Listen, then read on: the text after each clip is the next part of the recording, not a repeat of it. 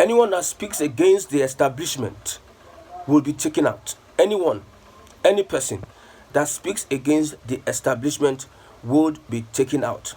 There are interests in this country, powerful interest, political interest, powerful men that are interested in the soul of Nigeria. Nigeria dividing would not be for their own benefit or their personal or their whatever interest. Somebody like Malafia, who spoke against the establishment, he was taken out. He made a revelation, he exposed the sponsors of Boko Haram, a high profile person who has sources, who knows who is who in Nigeria, who knows these bandits, and said they confessed to him that the sponsors of Boko Haram are in the government. The sponsors of terrorism are in the government. This is a revelation made by a man. And afterwards, he was taken out. Nnamdi Kanu spoke against the establishment. He made some revelations and opened the eyes of his people to strengthen for a separate state from Nigeria, which is Biafra. They want to take him out. Yes, the establishment wants to take him out. We are saying that as Nnamdi Kanu goes to court, you people should obey the law of the land. Don't play politics. Kwankwaso complained seriously that the Nigerian government wants to create insecurity in Kano State. Listen, the Nigerian government is a very big allegation, wants to create insecurity in Kano State. That means the government knows how to create insecurity. The government is well involved. They are stakeholders when we talk about insecurity in Nigeria. Wherever you find insecurity, the government is involved in that. That's whatever they have created. Look at Zamfara governor. A governor of a state made a revelation, a serious revelation. International bodies, international organizations are watching, are listening to a governor of a state making such revelation that the military is sabotaging its own operations. The military is restricting its own men from getting to the heart of these guys, this Boko Haram, from getting to engage with them at the very heart of where they are. When they get to a certain place, they are told to stop and don't cross. They give them a red line not to cross. People that are fighting insecurity. The soldiers are dying, weapons, we are losing our gallant soldiers. We are spending billions of naira on weapons. At the end of the day, the government will now come and be telling us something else. Nnamdi Kanu cannot be taken out by the establishment. Nobody can take out Mazi Nnamdi Kanu. It is impossible. Like I said, the lives of 85 million Biafrans is tied to Nnamdi Kanu. If I will exaggerate, the respect for Nnamdi Kanu seems to be much more than that of Ojukwu, to show how important. You cannot commit genocide on a race, on a tribe, by eliminating Nnamdi Kanu. It is not possible. Anytime it is getting closer to the court session, the government will create a scenario, a violent scenario, insecurity. They will make sure they sacrifice their soldiers and blame it on IPOB so that they can pin it on Mazi Nnamdi Kanu, so that the courts can keep on keeping him there. This government creating insecurity is laughable. General Sani Abacha said, if insecurity lasts for 24 hours, we all know this, the government hand, nobody has refuted that. So it is open knowledge that the government has a hand in the insecurity we have in the southeast. Look at what happened. The revelation. Ifeanyi Uba's boys, vigilante boys, have been exposed. They have been involved in all sorts of atrocities in Anambra State, in the southeast. They have been involved in all sorts of atrocities. We can call them the unknown gunmen. Politicians do not work without their boys. It is a practice, a common practice in politics. The way we practice politics in Nigeria is that a politician must have strong men. So do we have Uzodinma and his boys, Okorocha and his boys, top men, Uba and his boys in the southeast. And these guys are the ones carrying out the atrocities, the criminal activities in the southeast. The federal government of Buhari, it was exposed that he used Asari Dokubo boys. He worked for Buhari, a covert operation, a sitting president, employing the services of whether it's a vigilante group, whether it is mercenaries, to carry out secret covert killings on a particular people of a region or of a tribe. A sitting president that is the commander-in-chief of the armed forces. We just sit down and do as if everything is well when these guys are encroaching. Why is it that Tinubu would say no to a 90 billion naira subsidy for Hajj, even though it's outrageous? The Fulani and the Muslim world will not allow him to do that. He dare not say he's not going to pay 90 billion. Atiku and Obi, they didn't even speak against it for once, because they knew that there are powers that are interested in the soul of Nigeria, and Nigeria dissoluting, Nigeria breaking up would not be in their interest. When they introduce regional system of government, look at the reaction and the response of the North. The North have been conquered by oligarchies, greedy and wicked politicians that use religion and politics to hold down the people of the North. These are the guys controlling their affairs. Zamfara governor made a revelation, and we all had to fold our hands. Bandits killed over 50 farmers. We had to fold our hands as if everything is well. And you think that we are okay in this country? I don't think we are all right in this country. Nigerians are not okay at all. Nnamdi Kanu will be an exception, whether you like it or not. Nnamdi Kanu will be an exception. He is going to court. It is time for him to be released. Let there be serenity in the southeast. You see, the politicians are cashing in on the absence of a particular Nnamdi Kanu. The atrocities committed in the southeast is carried out by politicians, whether you want to like it or not. I have given you examples of how government sponsor insecurity so as to have their way.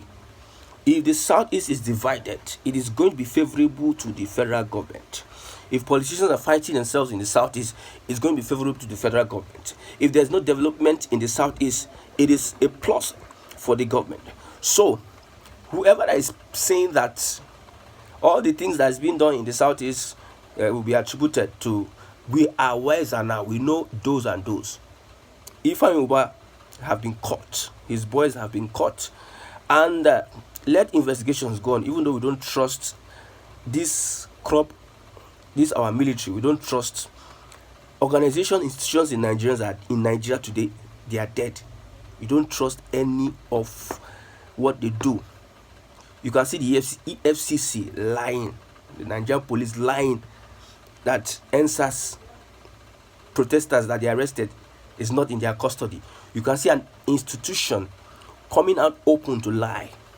You see a government coming out open to lie in front of people that he's supposed to be responsible to. For instance, if you have somebody that is serving you, and that person comes out and start lying to you, and you notice that the person is lying, would you have trust for that person?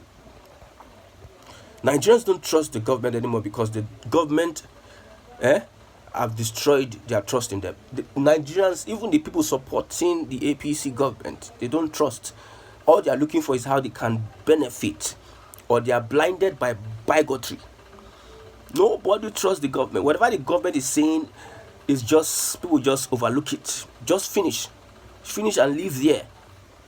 So whatever the government wants to do with Nnamdi Kanu, we know that they are playing games with the lives of. The only thing, if you want to try Nnamdi Kanu, return Nnamdi Kanu to Kenya. The world knows that thing you called extraordinary, that thing you called an exchange with Interpol, does not go with the conventions of extraordinary renditioning somebody from another country. You used Gestapo style. You in the form of kidnap. You brought Nnamdi Kanu into Nigeria, and when they got him to Nigeria, you see Malami was speaking Hausa. That's how Nigeria has deteriorated too. You cannot pin atrocities in the southeast on Mazi Nnamdi Kanu if you are going to go through the courts, and you will be fair enough rather than playing games. You have seen Ifa Uba have been indicted. The politicians are the ones carrying out these atrocities.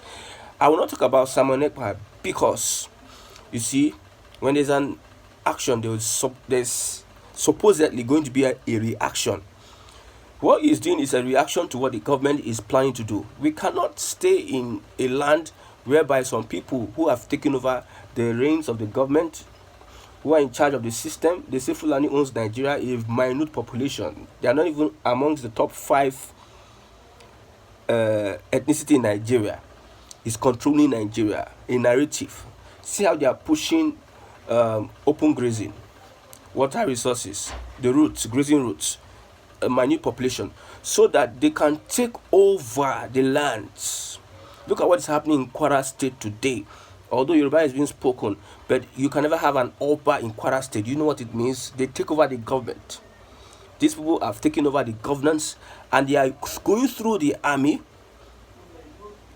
carrying out atrocities on people of other tribes, and you expect them to fold their hands. Under Buhari's regime, some guys that were protesting, carrying out the protests and agitation for Biafra, when these guys were not holding anything but sticks, placards, soldiers openly fired and killed hundreds of them. Just take a look at that. People just carrying placards and sticks.